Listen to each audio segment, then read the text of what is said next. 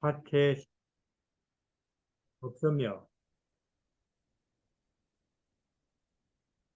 우리의 양이 없으며 외양간의 소가 없을지라도 있는 게 없네요. 이 사람은 음, 온통 없는 것 투성이죠.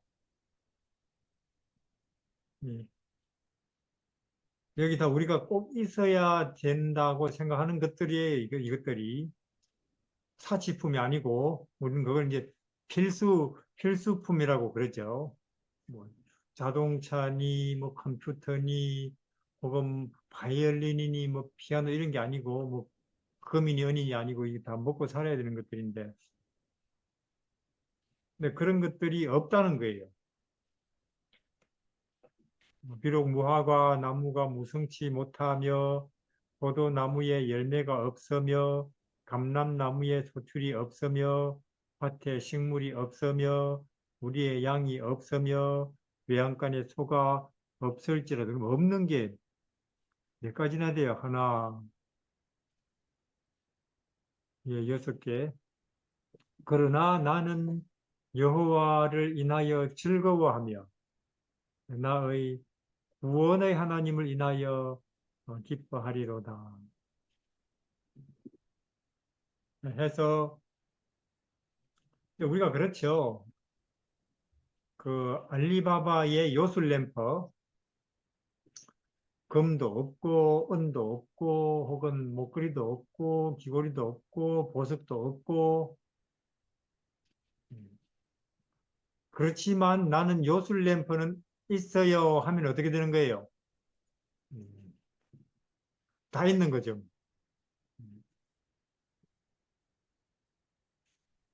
그러니까 이게 예수님이 예수 그리스도라는 분이 우리에게 요술램프라고 하는 그런 확신이 혹은 실감이 경험이 되고 있는가 그 말이죠. 우리는 왜냐 그분에게는 온 천하를 얻고도 제 목숨을 잃으면 남는 게 뭐냐? 그러면 그분에게는 명예는 없어도 권력은 없어도 혹은 어, 금과 은은 없어도 생명은 있을까요? 예수님에게? 예, 그분이 말했어요. 나는 생명이라고. 그것도 뭐 80년 혹은 뭐 800년 혹은 8000년, 뭐 8만 년으로 끝나는 생명이 아니고 영원을 가는 생명이 있다고 해요. 그건 분명합니다. 예수님에게는 생명은 있다. 금과 은은 없어도 명예, 권력은 없어도 뭐, 좋은 직장이나 자동차는 없어도 예수님에게는 생명은 있다. 그럼 충분합니까? 음, 그래도 안 충분한데 하면은 너무 욕심이 많은 거예요. 우리가. 그래서 이게 어떤 면에서 우리 신자들이 예수님이 하나님이 이렇게 천사들이 보실 때에 신자들이 아니 요술 램프를 줬는데 왜 자꾸 그럼 집도 있어야지요 혹은 뭐 옷도 있어야지요 혹은 뭐 피아노도 있어야지요 혹은 뭐 이런저런 뭐 또 오락거리도 있어야지요 하는 게 지금 우리일지도 몰라요. 기독교인들. 이 요술 램프를 줬는데 그래서 참 이 시대 기독교는 천사들이나 하나님이 보실 때는 왜냐하면 데모를 하고 있으니까 기독교인들이 권력을 권력을 이야기하면서 이 시대 기독교, 우리도 기독교인 중에 포함되죠. 어떤 면에서 하나님이 보실 때 미쳤나 그런 생각이 들 거예요, 기독교인들이. 제정신이냐, 저 기독교인들이 그런 생각이 들 거란 말이죠. 짐승이 됐나, 아마 그런 생각이 들 정도죠. 그럼 왜 이런 현상이 일어났느냐, 기독교에. 2000년 전에 유대인들에게 왜 그런 현상이 일어났느냐. 또 중세 로마 가톨릭 교회, 가톨릭에 왜 그런 일이 일어났느냐. 또 이 시대에 한국 기독교에, 미국 기독교에 왜 이런 일이 벌어지고 있느냐. 우리는 생각을 합니다. 예, 예수님이 빠지면 아무것도 없는 거죠. 그래서 우리가 여기 하나님은 아들을 주셨는데 예, 그분 아들에게 하늘 모든 것들을 다 이제 충만으로 채워서 요한복음 1장에는 사도 요한이 우리가 이렇게 보니까 은혜와 진리가 꽉 찼더라. 가득하더라. 그리 돼 있죠. 요한복음 1장에. 그럼 우리는 딴 데를 보고 있나 그런 생각이 들어요. 이 사도 요한처럼 그분을 따라다니면서 보면 아니 여기 다 있네. 우리가 그렇게 찾는 것들 좋은 건 이 안에 다 있네. 우리가 바라고 원하는 것보다 더 크게 있네. 한다는 거죠. 그런 소리를. 바울도 그러고 또 다윗이 그러고 요셉이 그러고 뭐 노예일지라도 그러고 사망의 골짜기 감옥이라도 그러고 하여튼 그 예수라는 분을 이렇게 제대로 들여다보니까 이 안에 다 있구나 하는데 그러면 우리가 지금 그렇게 이 시대도 그렇고 교단도 그렇고 우리도 그렇고 그게 안 된다 그 말은 딴 데를 보고 있다는 것입니다. 우리가 뭘 보고 있느냐 그러면 우리가 정치를 보고 혹은 경제를 보고 이 시대를 보고 또 뭘 보고 있느냐 교회를 보고 혹은 선교를 보고 뭐 교회나 선교를 봐도 그런 문제가 생길 거예요. 음, 심지어 마귀는 참으로 예수님 바로 무릎 밑에까지 가도 거기에 우리가 얼마든지 빠질 수 있는 구덩이를 파놓고 있으니까 딴 데를 보면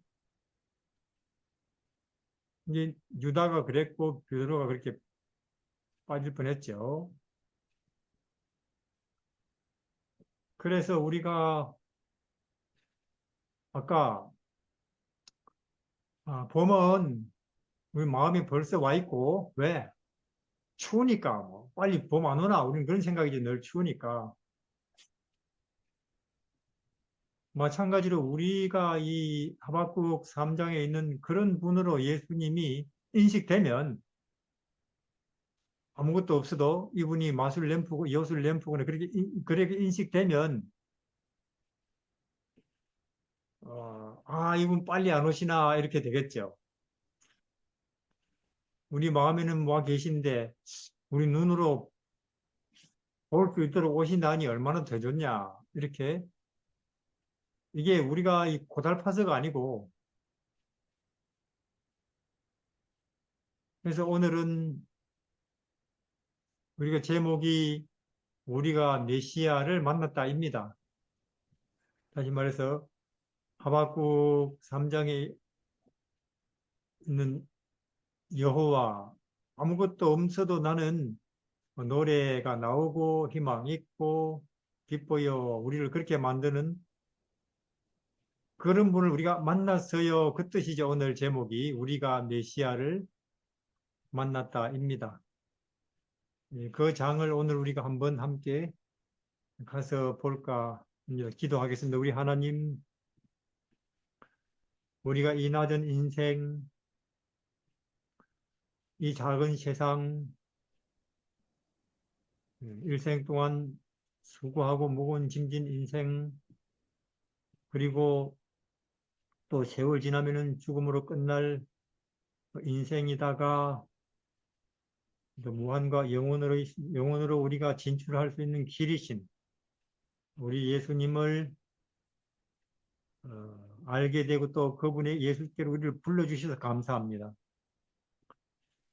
우리가 이와 같은 시간들을 통해서 우리도 요셉 혹은 다윗, 다니엘처럼 바울 선생님처럼 혹은 또 오늘 우리가 살펴볼 예수님의 제자들처럼 우리도 해답을 찾았고 또 우리도 구원을 찾았고 또 생명을 찾았다고 하는 그런 말을 마음 깊은 곳에서 할 수 있게 해주십시오. 예수님 이름으로 기도드립니다.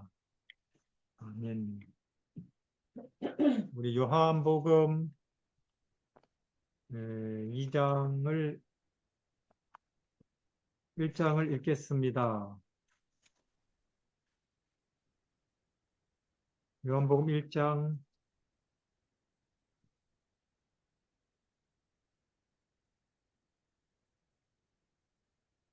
요한복음 1장 19절부터 19절부터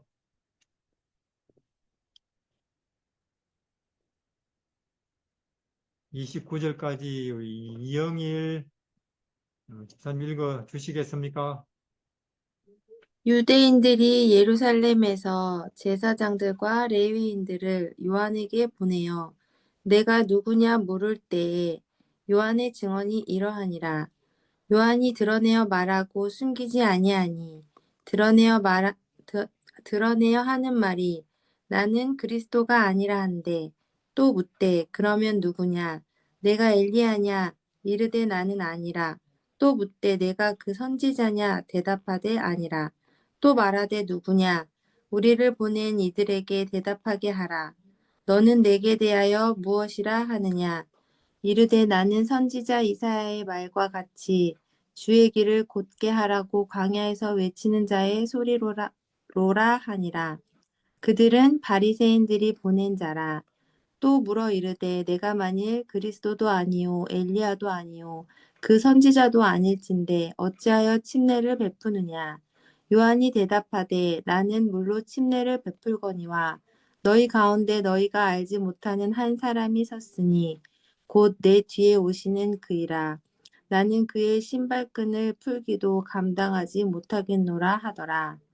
이 일은 요한이 침례 베풀던 곳 요단강 건너편 베다니에서 일어난 일이니라. 이튿날 요한이 예수께서 자기에게 나아오심을 보고 이르되 보라 세상 죄를 지고 가는 하나님의 어린 양이로다. 예, 세상 죄를 내 죄를 지고 가버리는 없애버리는 그 문제를 해결해버리는 분을 우리가 만났다면 인생 문제가 해결된 거예요. 죽음 문제가 해결된 거라니까요. 왜냐하면 죄의 삭시 사망이라고 했으니까 이 죄의 문제를 세상 죄를 지고 가는 하나님의 어린 양을 만났다면 우리는 해방된 겁니다. 그러니까 이 말의 의미를 우리가 제대로만 안다면은 우리는 해방이죠. 오늘 우리 제목이 우리가 메시아를 만났다입니다. 우리가 구원자를 만났다이죠. 우리도 이렇게 말할 수 있겠습니까? 예. 네, 예, 그러면 복이 있는 사람이죠. 우리가, 예를 들어서 우리가 그러면, 예를 들어서 나무 토막이니, 뭐 돌멩이니, 혹은 플라스틱, 이런 것에다가 아무리 자석을 뭐 갖다 대도 반응이 없어요. 근데 자석, 못이라든지 쇠가루는 다르죠, 뭐. 자석이 가면 뭐, 바로 끌려오죠. 마찬가지로 이 예수님, 하나님의 아들 안에서 하나님의 아들이 이 땅에 오셨는데 누가 반응을 할까요? 자석에 끌리듯이 모신이 철산이 쇠가루가 이렇게 자석에 끌리듯이 하늘 진리의 생명의 빛에 예수님이 그런 분으로 오셨거든요. 하늘이 내려왔는데 생명이 내려왔는데 빛이 예, 우리가 나무 토막이라든지 뭐 혹은 플라스틱 쪼가리라든지 그러면 나하고 무슨 상관이지 저분이 우린 그럴 거예요. 그냥 이는 목수의 아들이 아니냐 그렇게 볼 거예요. 그런 분으로. 근데 우리도 막달라 마리아나 혹은 삭개오나 백부장이나 혹은 지금 여기에 안드레나 요한처럼 그런 사람이라면 드디어 생명이 왔군요. 그러니까 우리가 어떤 메시아 좋아요. 그들도 메시아를 기다리니까 유대인들도 메시아 좋단 말이에요. 그들도 구원자를 기다리죠. 이 시대 우리처럼. 그런데 어떤 메시아를 기다리냐 그 말이에요. 어떤 구원을 기다리냐 그 말입니다. 근데 2000년 전에는 그들이 기다리는 메시아와 그들이 바라는 구원이 하고 하늘에서 내려온 메시아와 구원이 달랐어요. 그러니까 이거는 자석하고 나무 토막 관계죠, 뭐. 아무리 자석을 갖다 대도 반응을 안 하니까. 뭐, 그 당시 지도자들도 그렇고, 그 당시 뭐 성경 연구하는 사람들도 그렇죠. 그러면 지금 이 시대 기독교도 뭐 정치라든지 혹은 뭐 복을 받는다고 생각하는 것이 또 하나님께 은혜를 받는다고 생각하는 것이 재물이다, 혹은 기득권이다, 뭐 합격하는 것이다, 혹은 결국은 내 사업이 더 잘 되는 것이다.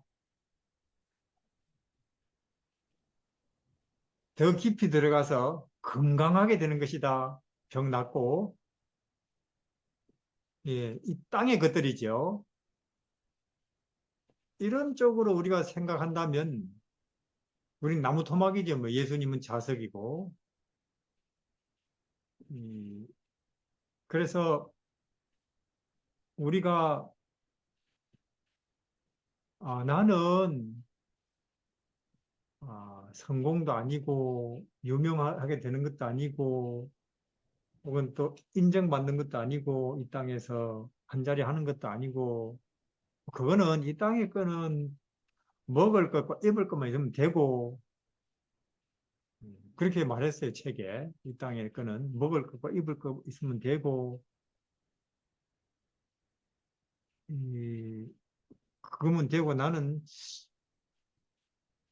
진리를 찾는 사람이다. 나는 영원을 사모하는 사람이다. 나는 빛을 찾는 사람이다. 나는 참된 평화를, 행복을 찾는 사람이다. 나는 진선미를 찾는 사람이다. 그러면 뭐 예수님이 사정없이 끌려가죠. 뭐. 마치 센 자석에 못이 끌려가듯이 음, 근데 안 끌려간다. 그러면 곤란한 거죠. 서로가 참 어색하죠.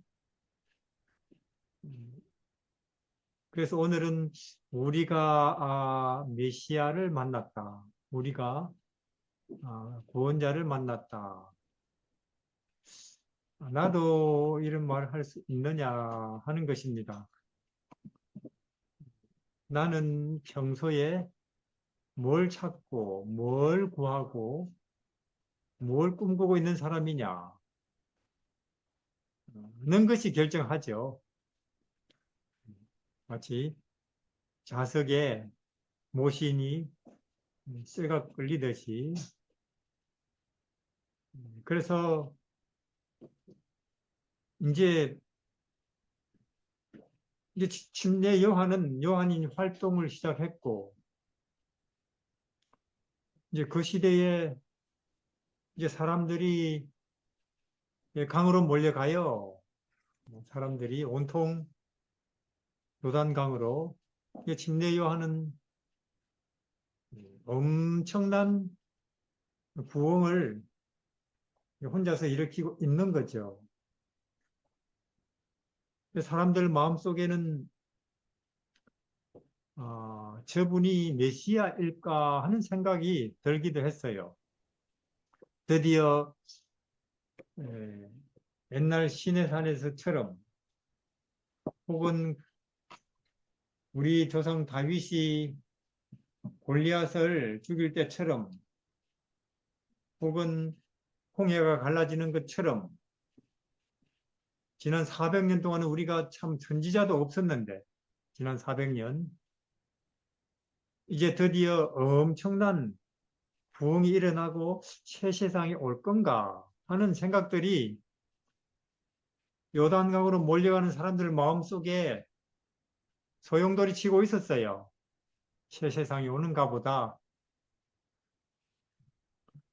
지금 우리도 점점 시대가 불안하게 흘러가는 것을 보면서 그런 생각이 점점 들지요. 빨리 하나님께서 새 세상을 이루시면 좋겠다. 그리 되니까 이제 그 당시 이제 교회 말하자면은 당국자들이죠. 그들은 또 입장이 묘해요. 요한의 요한이 일으키는 그 엄청난 영적 종교적 각성 운동을 이걸 우리는 어떻게 봐야 되냐 하는 거죠. 그들이 종교 지도자들이 뭐 기뻐해야 되는데 사실 그들은 묘한 입장입니다. 왜냐하면 그들은 사실은 성경을 가르쳤지만 에, 자기들의 기득권을 더 많이 생각하는 사람들이에요. 그런데 이걸 또 무시할 수도 없죠. 뭐. 왜냐하면 이 엄청난 종교적 어, 운동이 일어나는데도 그들이 가만히 있으면은 일반 백성들이 뭐라고 하겠어요? 당신들은 뭐 하는 거예요? 도대체 이런 일이 벌어지고 있는데도 해서 그냥 대놓고 무시할 수도 없고 해서 그들이 조사단을 보냈어요. 보내서 누구냐 너는? 하고 묻죠. 그래서 우리가 요한이 말한 것처럼 요한이 이제 메시아의 길을 첩경을 광야에서 메시아의 길을 닦는 사람이라고 자기를 소개해. 나는 메시아도 아니고 나는 그 선지자도 아니고 나는 소리인데 광야에서 외치는 자의 소리. 오실 길을 골짜기는 도도지고 또 산은 말하자면 낮아지는 자, 그러면 우린 생각을 해볼 일입니다. 지금이야 뭐 권력자들이, 돈 있는 사람들이, 혹은 또 힘 있는 자들이 큰 소리 치죠. 누가 더 높냐 하면서. 그러나 언젠가 이 땅에 하나님께서 일으키시는 생명운동, 영적 각성운동, 혹은 재림운동이 일어나면 나는 높여지는 사람이 될 거냐, 깎이는 사람이 될 거냐. 여기서 골짜기는 메워진대요. 높아지죠. 솟아있는 것들은 다 깎인다는 것입니다. 부끄럽겠죠. 그래서 우리는 하여튼 지금 예, 높은 데 마음을 두면 나중에 부끄럽겠어요. 아주 가난한 심령을 가지고 살 것입니다. 그런 결정적인 때에 부끄럽지 않도록 하나님이 채워주시는 것으로. 그래서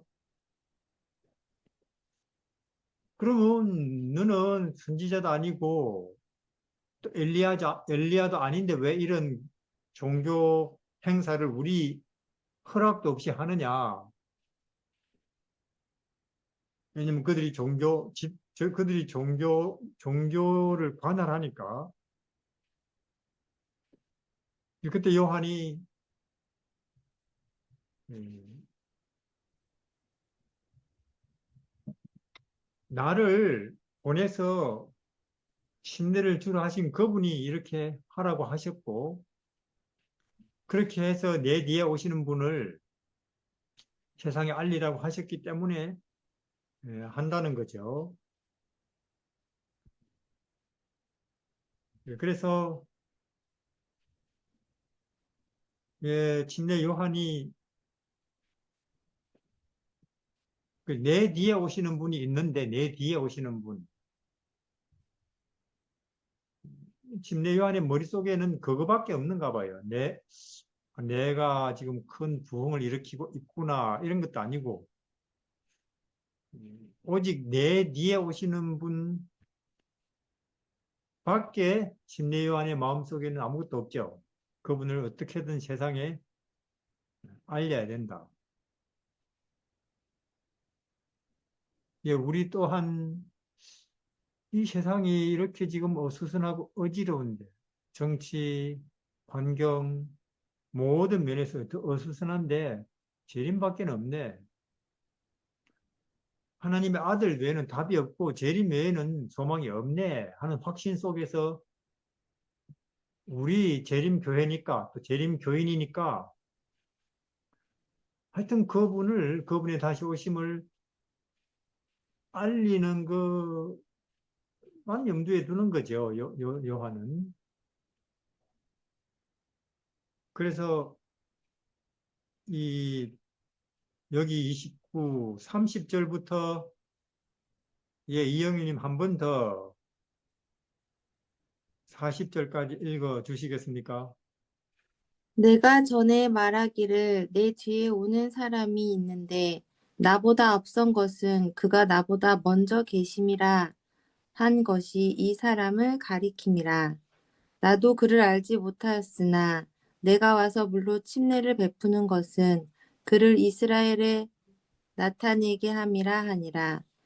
요한이 또 증언하여 이르되 내가 봄에 성령이 비둘기같이 하늘로부터 내려와서 그의 영에 머물렀더라. 나도 그를 알지 못하였으나 나를 보내어 물로 침례를 베풀라 하신 그이가 나에게 말씀하시되 성령이 내려서 누구 위에든지 머무는 것을 보거든 그가 곧 성령으로 침례를 베푸는 이인 줄 알라 하셨기에 내가 보고 그가 하나님의 아들이심을 증언하였노라 하니라.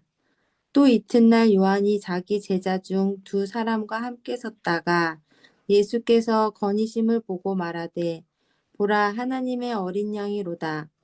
두 제자가 그의 말을 듣고 예수를 따르거늘 예수께서 돌이켜 그 따르는 것을 보시고 물어 이르되 무엇을 구하느냐 이르되 랍비여 어디 계시오나이까 하니 예수께서 이르시되 와서 보라. 그러므로 그들이 가서 계신 데를 보고 그날 함께 거하니 때가 10시쯤 되었더라.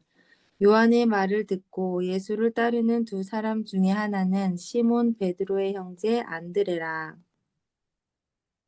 예, 그렇게 침례 요한과 그 당시 이제 교회 당국자들과의 이제 대화 말이 오고 가는데 예수님이 이제 거기 둘러섰는 사람들 중에 이제 서 계신 거죠. 40일 금식하고 나서 그러니까 원래 시골 분이지만 더 이제 그때 당시로는 더 볼품이 없어진 모습이겠죠.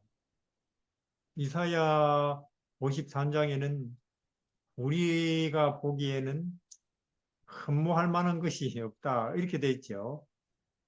더 그런 모습으로. 그래서 침례 요한이 여기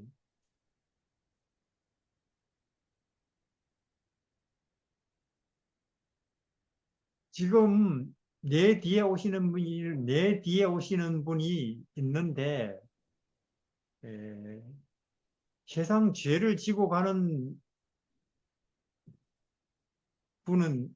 사람은 내가 아니고, 나도 죄인이고,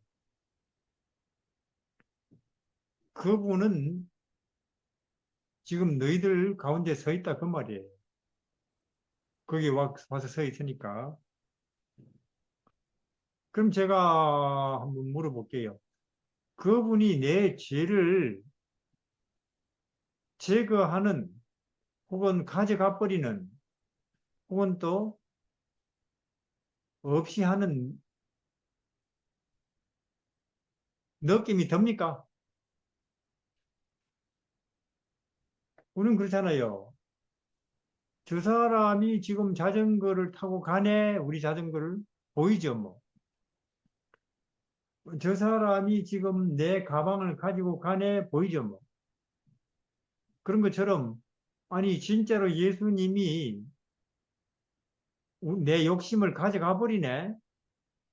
내 자존심을 진짜로 가져가 버리네? 혹은 내 걱정, 근심을 없애버리네? 이런 실감이 드느냐 말이에요. 예. 분명히 성경은 그렇다고 이야기를 해요. 예, 분명히 하나님이 세상을 이처럼 사랑하사 독생자를 주셨는데 하면서 책은 그렇게 돼 있는데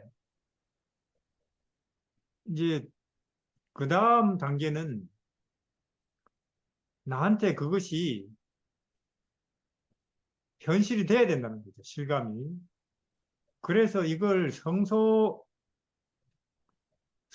제도로 설명하자면 흘린 피와 뿌린 피 그렇게 이야기를 합니다. 예. 그게 뭔 뜻이냐면은 제사장이 양을 잡잖아요. 우리가 나쁜 짓을 하면 아 이거 처리하고 싶다. 그러면 이제 양을 한 마리 몰고 이제 성전에 오는 거죠. 그러면 제사장 앞에서 내 고백하고 그 양을 잡죠. 양이 죽었어요. 내 죄 대신해서 그걸 흘린 피라고 합니다. 그럼 그걸로 끝이냐? 아니고 제사장이 그 피를 가지고 성소 안으로 들어가서 성소와 지성소 사이를 이제 가로막고 있는 그 휘장에다가 커튼에다가 피를 뿌려야 돼요. 7번. 왜 7번이냐? 완전하게 실감 난다 그 말이죠. 완전하게. 진짜로 가져가 버리네, 저분이. 그래서 뿌림피라고 하는 이 흘린 피와 뿌린 피. 그러니까 예수님은 자, 구약에는 이 양, 그 다음에 제사장 구분되어 있었습니다. 죽는 양, 그 다음에 그 피를 받아가지고 성소에 들어가서 피장에 뿌리는 제사장 구분되어 있었어요. 근데 신약에 오면 특히 히브리서 같은 데 보면 그 죽는 양도 예수님이고 자기 피를 가지고 성소에 가서 뿌리는 제사장도 예수님이고 이 묘한 역할이 나와요. 그게 유대인들은 상상조차도 못했던 진리의 희한한 모습입니다. 우리 죄 문제 해결하시는 하나님의 양도 되고, 즉 희생당하는 양도 되고, 그 자기 피 가지고 성소 안으로 진짜 참성소지 하늘에 뿌리는 참장막에 뿌리는 우리에게 있는 진짜 제사장, 진짜 제물 이 이야기가 묘한 일이에요. 그게 이제 히브리서가 이야기하는 내용인데 이 아마 그 당시에 유대인들 최고 신학자도 그런 걸 상상도 못했을 거예요. 그분 안에서 그 예수라는 그분에게서 구약의 모든 것이 그분에게 초점이 맞춰져 있는 거죠. 절기도 그렇고, 제사장도 그렇고, 제물도 그렇고, 모든 것이. 그러니까 하박국의 내용이 그분만 있으면 되네가 되는 거예요. 예수님 이분만 있으면 모든 게 돼버리는구나. 이게 뭐 이건 따로 저거 따로 아니고 이제 그걸 알고 나니 이제 하박국과 같은 그런 노래가 나온다는 거죠. 그래서 우리는 예, 십자가 좋지요. 나를 위해 죽으셨으니까. 그러나 그걸로 끝난 게 아니고 십자가에서 끝났다고 말하면 무식한 사람들입니다. 성소 제도를 모르고 구약에. 근데 개신교 다 그러고 있고 또 우리 교회에 유명한 옛날에 이상구 박사님도 그런 이야기해요. 그걸 끝났지 뭐. 아니라니까요. 예수님은 십자가에서 피 흘리는 양으로서 사- 제물로서 죽임을 당하시고 또 부활하셔서는 제사장 일을 하셔요. 그 피를 받아서. 왜냐하면 이 성경의 모든 제도가 예수님 안에서 얼마나 정교하게 한치도 오차 없이 이루어지는데요. 그러니까 이런 제도를 이런 기가 막힌 진리를 인간이 만들어낼 수가 없는 거예요. 이게 성경이.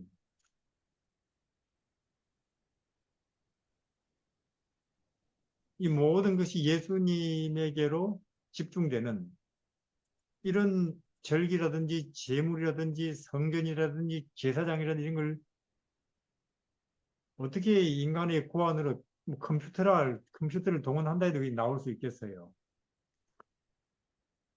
그러니까 성경이 하나님의 책이죠. 전지전능자로부터 나올 수밖에 없는 거죠.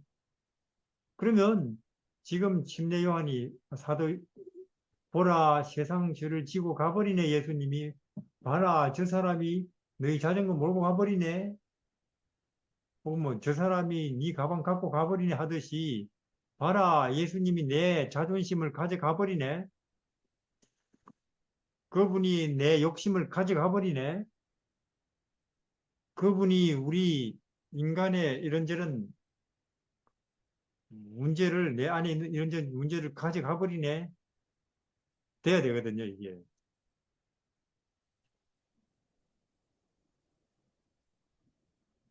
내 죽음의 두려움을 가져가 버리네.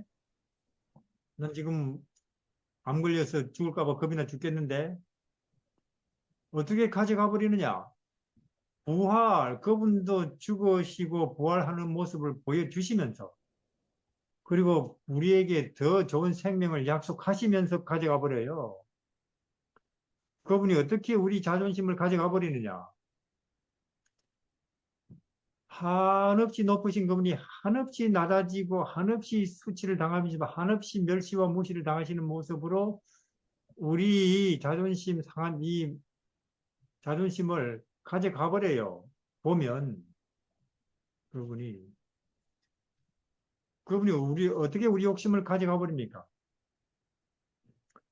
참말로 가난하신 모습으로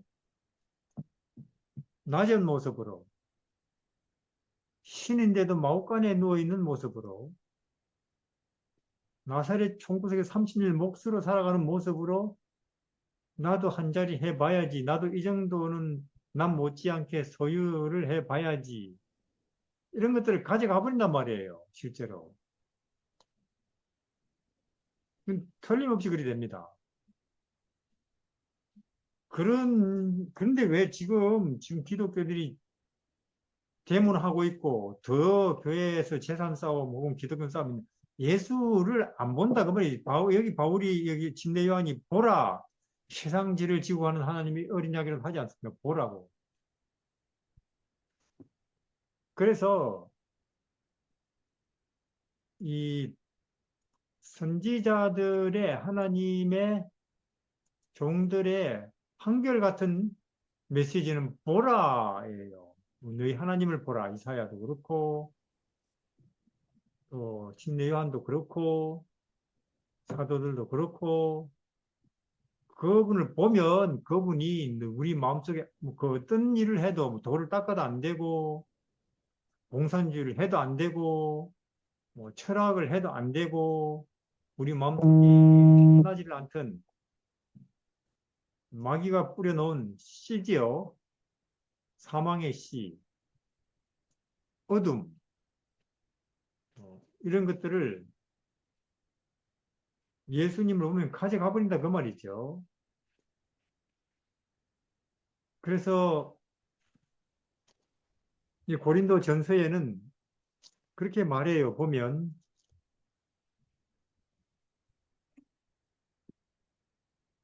1장 18절에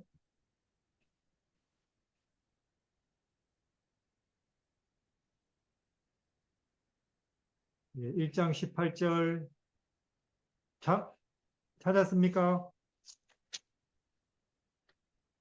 18에서 고린도전서 1장 18에서 25절 이영희님 다시 한번 읽어 주십시오. 십자가의 도가 멸망하는 자들에게는 미련한 것이요 구원을 받는 우리에게는 하나님의 능력이라. 기록된 바 내가 지혜 있는 자들의 지혜를 멸하고 총명한 자들의 총명을 폐하리라 하였으니 지혜 있는 자가 어디 있느냐 선비가 어디 있느냐 이 세대의 변론가가 어디 있느냐 하나님께서 이 세상의 지혜를 미련하게 하신 것이 아니냐. 하나님의 지혜에 있어서는 이 세상이 자기 지혜로 하나님을 알지 못하므로 하나님께서 전도에 미련한 것으로 믿는 자들을 구원하시기를 기뻐하셨도다. 유대인들은 표적을 구하고 헬라인은 지혜를 찾으나 우리는 십자가에 못 박힌 그리스도를 전하니 유대인에게는 거리끼는 것이요 이방인에게는 미련한 것이로되 오직 부르심을 받은 자들에게는 유대인이나 헬라인이나 그리스도는 하나님의 능력이요 하나님의 지혜니라. 네, 십자가, 아멘. 그냥 십자가에 죽으신 그 사건만 이야기하는 것이 아니고, 희생에도 낮아지는 것이 높아지고, 주는 것이 받는 것이고, 지는 것이 이기는 것이고, 죽는 것이 사는 하늘의 도, 생명의 도, 그런 것들이 다 십자가의 도입니다. 예, 그런 것들이 별 짓을 해도 안 되는 인간의 죄 문제를 해결하는 거예요. 이게. 그래서 다시 요한복음 돌아가면 구약은 그런 분이 이 땅에 올 것이다 알리는 책이고 신약은 그런 분이 오셨어요 알리는 책이고 우리는 그렇게 오신 분을 보면서 덕을 보는 사람들이고 구약 사람들은 오실 분을 보면서 해결하는 하는 사람들이고 인데 그 이상한 거예요, 이게. 이 과학적으로, 헬라인들이 이걸 좀 심리학적으로, 뭐 과학적으로, 논리적으로, 철학적으로 한번 설명해 보세요. 어떻게 인간의 마음속에서 욕심이, 자존심이, 두려움이 없어져요? 설명 못 합니다. 유대인들은 기적을, 하늘에서 왔다는 기적을 좀 해보세요. 하늘에서 온 증거를, 희한한 기적을 가지고 우리한테 증명해 보세요. 이런 일을 또 일반 종교인들은 원하겠죠. 그러나 우리는 기적을 찾는 사람도 아니고, 우리는 이 땅의 권력이나 명예를 추구하는 사람도 아니고, 우리는 하늘을 찾고, 영혼을 찾고, 진리를 찾고, 참된 것, 선한 것, 아름다움을 찾는 우리는 예수님에게서 어, 분명한 답을 보는 것입니다. 하나님 아들. 그래서 침례 요한은 드디어 그런 사람을 당대에, 그 시대 앞에 오늘 또 우리에게까지 소개하면서 보라 세상 죄를 지고 가는 하나님의 해답이다 하는 거예요. 그래서 이 세상에는 보라 뭐 트럼프 대통령이다 보라 이재명 윤석열이다 보라 노벨상을 받은 아무개다 이런 거 뭐 6천 년 동안 얼마나 많았겠어요. 보라 뭐 황제다 그다 소용없습니다. 아무리 그런 아무리 그런 선언이 많이 있다 할지라도 그다 허무한 것들이고 우리를 죄에서 혹은 우리를 죽음에서 건져내지 못합니다. 그러니까 여기 2000년 전에 이 30대 초반의 청년 갑자기 그 시대 앞에 등장했어요. 사막에서 심리 요한 이 사람이 지금 선언하고 있는 이것이야말로 우리 인류의 해방을 선언하는 것입니다.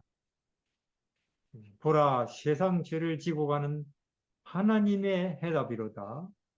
하나님의 지혜, 하나님의 빛이다. 그 말입니다. 그럼 우리가 왜 안 되느냐, 이 시대에. 안 본다, 그 말이에요. 이 대답은. 왜 안 보느냐? 돈 버느라고.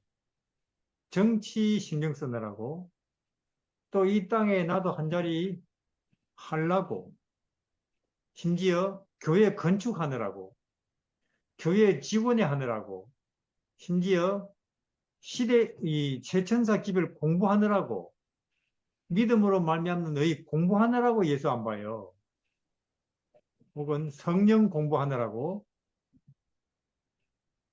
얼마든지 그리 됩니다. 얼마든지 2000년 전에 유대인들이 유월절 연구하고 초막절 연구하고 제물 연구하고 성소 연구하고 레위기 연구하고 출애굽기 연구하느라고 그들은 예수님을 몰랐어요. 얼마나 마귀가 이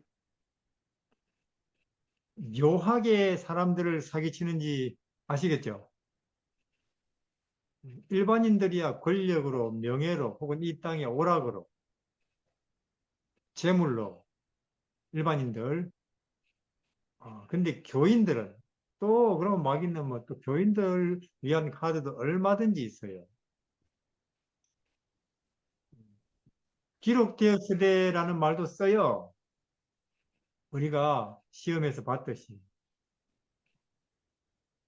그렇기 때문에, 그러나, 뭐, 믿은지 1년이든 10년이든 혹은 누구든지 간에 그가 유대인이든지 헬라인인지 간에 예수 그리스도를 직시하는 자들에게는 그분은 세상 죄를 지고 가는 분이 맞다 그 말이죠. 하늘이고 생명이고 진리고 해답이고. 예, 이 점에 대해서 우리는 예, 확신을 가져야 됩니다. 보라, 세상 죄를 지고 가는 하나님의 어린 양이로다. 우리에게서 욕심을, 자존심을, 이기심을, 두려움을, 심지어 죽는 것도 두렵지 않죠. 그런 것을 왜 그분이 가져가 버리기 때문에 그분의 모든 모습을 보면 틀림없어요. 실감 나죠. 보기만 하면. 그래서 이게 구약의 노뱀도 같은 이야기를 하고 있는 것입니다. 뱀에게 물린 자마다 그 뱀을 쳐다보면 낫더라 그 말이에요. 그런 분을 진대 요한이 위대한 30대 초반의 청년이 소개하니까. 근데 사람들이 누구지 하면서 우리 중에 서 있다니까.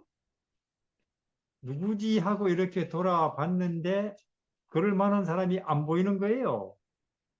왜냐면 그들이 되게 그런 엄청난 분이라면은 그들이 흔히 갖고 있는 큰, 뭐, 우리가 흔히 그래, 부자면 이런 자동차 몰고 다니지, 뭐, 명문대학 나왔으면 이 정도 뭐 직장은 가지고 있겠지, 이런 거 있듯이, 혹은 뭐, 군수면은, 뭐 장관이면은 이런 정도, 뭐, 혹은 뭐 사람들하고 같이 어울리겠지, 이게 있는 것처럼 그들도 그런 눈으로 이렇게 둘러보니까 성경도 그런 눈으로 보면 안 보이는 거예요, 아무리 봐도. 안 보이죠, 뭐, 그들은.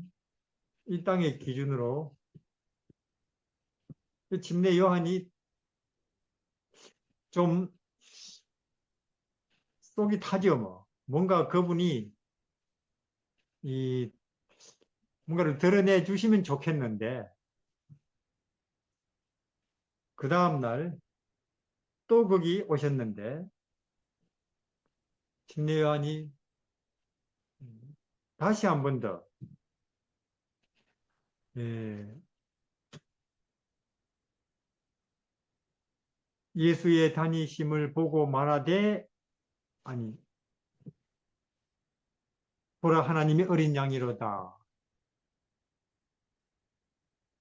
손으로 이렇게 지적까지 했어요.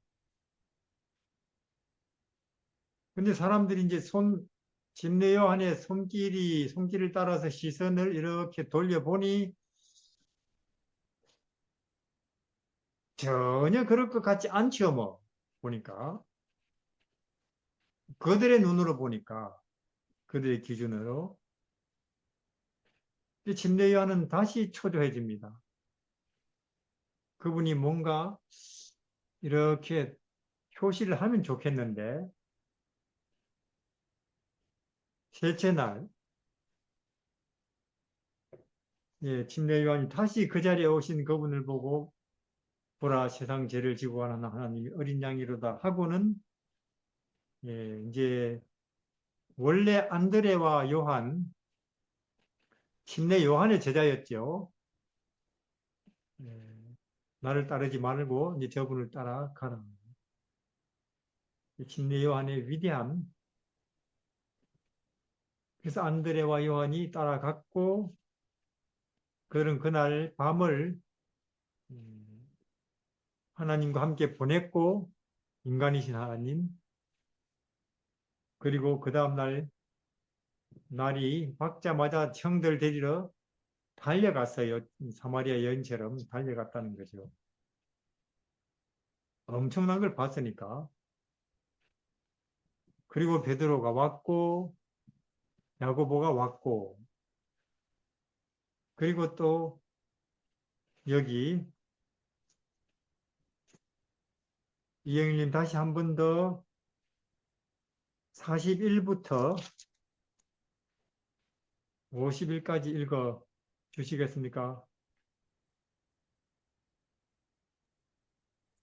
그가 먼저 자기의 형제 시몬을 찾아 말하되 우리가 메시아를 만났다 하고 데리고 예수께로 오니 예수께서 보시고 이르시되 내가 요한의 아들 시몬이니 장차 게바라 하리라 하시니라. 게바는 번역하면 베드로라. 이튿날 예수께서 갈릴리로 나가려 하시다가 빌립을 만나 이르시되 나를 따르라 하시니 빌립은 안드레와 베드로와 한 동네 베세다 사람이라. 빌립이 나다니엘을 찾아 이르되 모세가 율법에 기록하였고 여러 선지자가 기록한 그 일을 우리가 만났으니 요셉의 아들 나사렛 예수니라. 나다니엘이 이르되 나사렛에서 무슨 선한 것이 날 수 있느냐. 빌립이 이르되 와서 보라 하니라. 예수께서 나다니엘이 자기에게 오는 것을 보시고 그를 가르쳐 이르시되 보라 이는 참으로 이스라엘 사람이라. 그 속에 간사한 것이 없도다. 나다니엘이 이르되 어떻게 나를 아시나이까? 예수께서 대답하여 이르시되 빌립이 너를 부르기 전에 내가 무화과 나무 아래에 있을 때에 보았노라. 나다니엘이 대답하되 라삐여 당신은 하나님의 아들이시요 당신은 이스라엘의 임금이로소이다. 예수께서 대답하여 이르시되 내가 너를 무화과 나무 아래서 보았다 함으로 믿느냐 이보다 더 큰 일을 보리라. 또 이르시되 진실로 진실로 너희에게 이르노니 하늘이 열리고 하느님의 사자들이 인자 위에 오르락 내리락 하는 것을 보리라 하시니라. 아멘. 이제 우리에게서 우리가 예수 그리스도 그분이 누군지 분명히 알면 정확하게 알면 하늘은 우리에게 이제 열린 거예요. 예, 진리 세계는 우리에게 온 것이고 생명은 우리에게 주어진 것입니다. 닫힌 하늘이 아니죠. 그래서 우리에게 이제 열린 하늘이신 예수님을 또 우리에게 주어진 해방이시고 빛이신 그리스도 그렇죠. 우리는 그분을 누려야 될 것입니다. 예, 그분 안에 있는 하늘을 우리는 구경하고 예, 그분에게 있는 안에 열린 하늘을 우리가 실감하고 그분에게 있는 영혼을 우리는 소유할 수 있는 거죠.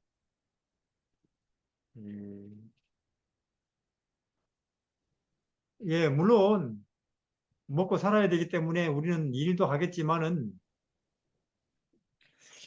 근데 일하다가 이 땅에 일하다가 내 심신이 좀 피곤하다. 그러면 또 하나님의 아들한테 가서 하늘 입고 먹고 마시고 또 하늘을 누리고 하면 되는 거예요. 우리는. 그래서 우리도 사람들에게 말할 수 있겠죠. 저는 빛을 찾았습니다 하고 우리는 생명을 얻었어요. 우리는 해방을 얻었습니다. 할 수 있겠죠. 진심으로 그런 말 할 수 있을 거예요. 주변 사람들에게. 그냥 뭐 성경절로 말하는 게 아니고 그리고 또 우리는 우리 시대에는 더 한 가지 더 기가 막힌 또 기쁜 소식이 있는데 뭐예요? 그분이 곧 이 땅에 오신답니다. 내 마음에 와 있는 봄이 이제는 산과 들에도 온답니다. 그러면 산과 들이 이렇게 앙상하고 메마르지 않고 온통 푸르름으로 꽃으로 덮이겠지요 하고 우린 그렇게 이야기를 하는 것처럼 말입니다. 그래서 예, 저는 오늘 드린 말씀은 그겁니다. 하박국처럼 이제 우리는 성경을 뭐지? 조사 심판이 있는 게 맞습니까? 없는 게 맞습니까? 혹은 뭐 인간이 완전할 수 있는 게 맞습니까? 없는 게 맞습니까? 혹은 내가 거듭났습니까? 안 났습니까? 이런 거보다는 이제 하나님의 아들 속에 있는 하늘, 나에게 얼마든지 주어져 있는 해방, 생명, 빛, 예, 이것을 예, 누리는 그런 일이 가능하겠죠. 왜냐하면 하나님의 아들이 있으니까, 세상 죄를 지고 가는 하나님의 어린 양이 있으니까 얼마든지 되는 거죠. 한 부분만 있어도 되는 거죠. 한 부분만 있어도. 오늘은 우리가 메시아를 만났어요 하는 장을 했습니다. 마귀가 이제 우리는 이렇게 구원이 있고 세상 죄를 지고 하는 분이 계시고 또 빛도 있고 해방도 있고 생명이 있는 게 확실한 것처럼 예수님 안에 또 확실한 게 마귀라는 존재가 있습니다.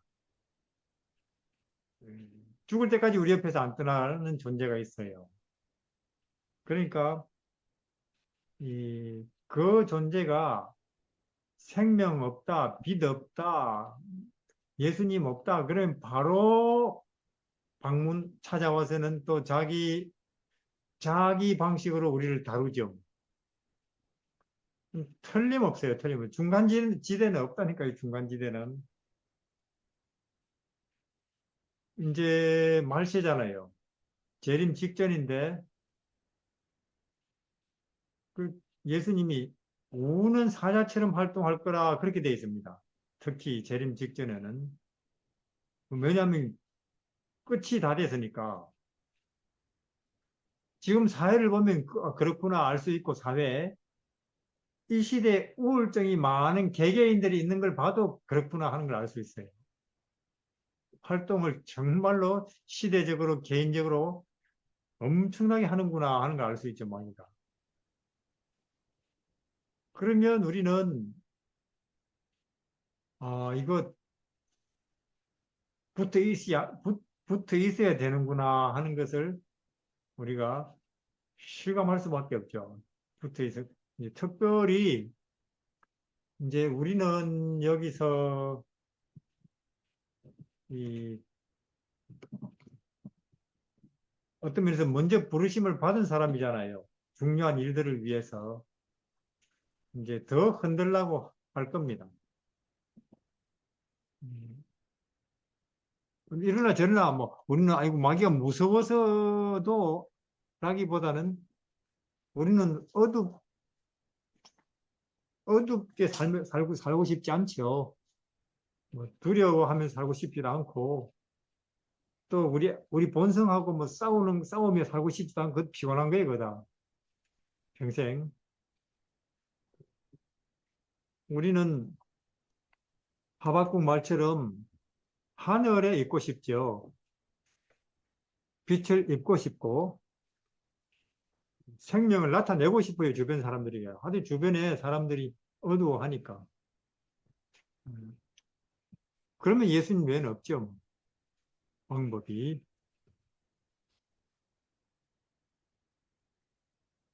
조영희 집사님 하실 말씀이 있습니까?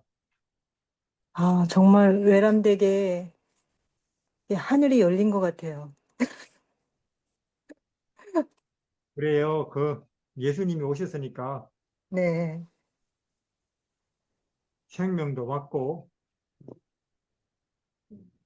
거기에 비교하면 이 땅에 이거 뭐 참 트럼프 불쌍하구나 그런 생각이 들죠. 뭐 음, 그거 가지고 말하자면 큰 소리 치고 있거든요. 별거 아닌 거 가지고 인생들. 그러면 트럼프 기가 무슨 건지. 그런 거 최근에 트럼프 욕을 너무 많이. 이 간지럽 누가 내 욕하지? 뭐 그런 생각할 걸. 아, 아무게 할 말 있지 뭐 그러면 찾아오면. 예, 그러면 우리 예, 김지혜 선생님 기도하시고 또 다음 예, 뵙겠습니다. 네, 하늘에 계시는 우리 하나님 아버지 참으로 감사합니다. 이 세상에 매이고 정말 하늘을 볼 수 없고 오직 이 땅에 내 눈앞에 보이는 것만 볼 수밖에 없는 그런 저희를 우리 하나님께서 예수님을 먼저 만나신 분들을 통하여 불러주시고 정말 끊임없이 오래 참으시며 가르쳐 주시고 또 하늘을 소개하여 주셔서 정말 하늘이신 예수님을 이렇게 가까이에서 언제든지 고개만 들면 볼 수 있고 만날 수 있고 이렇게 하게 하여 주셔서 너무나 감사드립니다. 음, 우리 예수님 모든 것에 해답이 되시고 저희들에게 가장 좋은 것만 주시는 우리 이 예수님을 주셔서 너무나 감사드리고 그 예수님 정말 안에서 살고 또 혹시 놓쳤더라도 또다시 그 예수님 붙잡고 또 예수님 다시 바라보고 또 힘을 얻고 이 세상을 정말 예수님의 자녀로 그렇게 살아갈 수 있도록 예수님의 빛을 반사하며 살아갈 수 있는 저희 모두가 될 수 있게 도와주시옵소서. 네. 여러 우리 아직 예수님을 잘 모르는 많은 분들을 하루를 살면서 만나게 될 텐데, 주님, 저희가 예수님 안에 거함으로 그분들에게 저희들이 그렇게 주님이 베풀어 주신 은혜를 받았던 것처럼 예수님을 소개하고 하늘을 바라볼 수 있게 도와주는 그러한 작은 역할들을 하는데 부족함이 없도록 저희들을 주님께서 준비시켜 주시고 또 사용하여 주시기를 간절히 간구드립니다. 어, 또, 음, 또, 연, 음, 또 새로 들어오셔서 같이 또 말씀 나누게 되신 주님의 귀한 자녀분들에게도 주님 함께하여 주시고 더욱 힘을 주시고 또 그 가족분들도 모두 예수님 안에서의 하나님께서 준비해 놓으신 그 크신 하나님의 구원과 축복을 경험할 수 있도록 도와주세요. 우리 구주 예수 그리스도의 이름으로 기도드립니다. 아멘. 다음 주에 그러면 뵙겠습니다. 하십시오. 네, 고맙습니다. 안녕히 네, 자. 계세요. 감사합니다.